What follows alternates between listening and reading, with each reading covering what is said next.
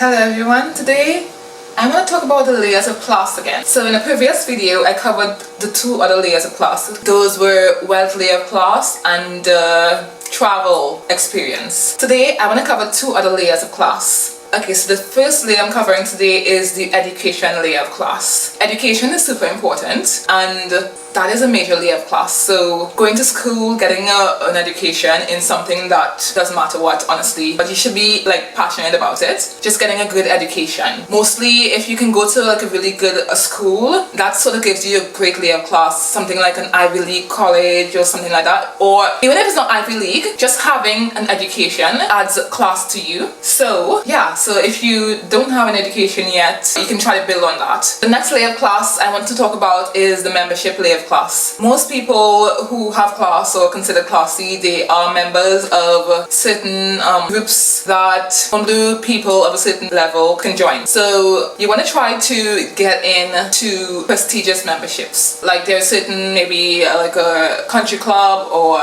certain clubs, like a sports club or something like that, that you must try very hard to get into, and that you need a referral from another member to get into the club. So if you really want to become a member of the club, then most of the time you have to pay a lot of money to get in, or you need to get a referral from another member in the club, or you just need to have a certain level of education or be in a certain income bracket to be in this club. So when you're a member of certain clubs, then that sort of adds class to you. So if you want to see more about the layers of class, I'm doing a whole series. So I do 2 at a time. You'll see the next video here and you can watch that, and I'll see you in the next video.